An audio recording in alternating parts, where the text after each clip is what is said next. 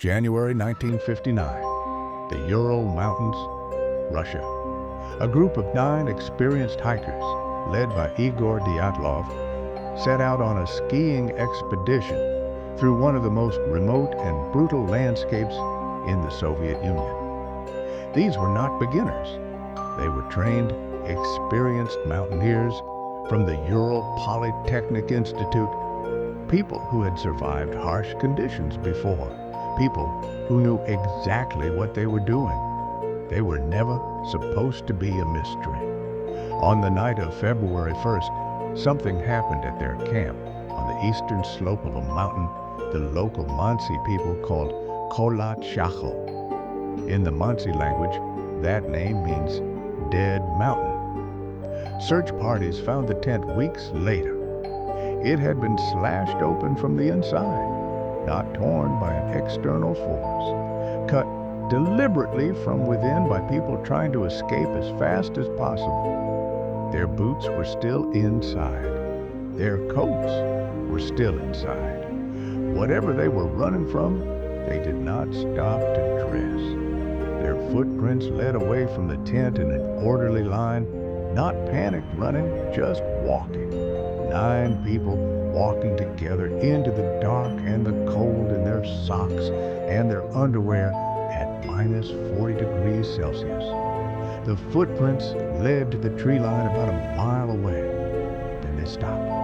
The first 2 bodies were found at the edge of the forest near the remains of a small fire.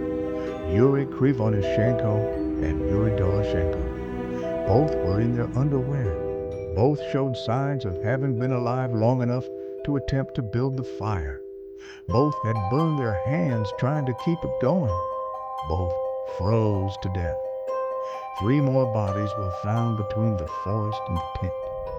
Igor Dyatlov himself was found facing back toward the tent as if he had been trying to return to it when he died. Zenaida Kolmogorova was found face down in the snow. Rustam Slobodin was found with a small fracture in his skull, but not large enough to have killed him. All 3 had frozen to death.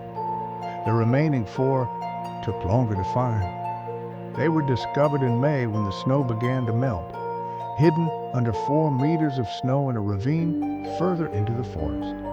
And these 4 were different. Nikolai Thibault Brignolel had massive skull fractures, not from a fall, from a force so powerful that investigators compared it to the impact of a car crash. Lyudmila Dubinina had the same. Her chest had been crushed, multiple ribs broken on both sides, the kind of internal damage you see in high-speed collisions. But there were no external wounds, no bruising on the skin.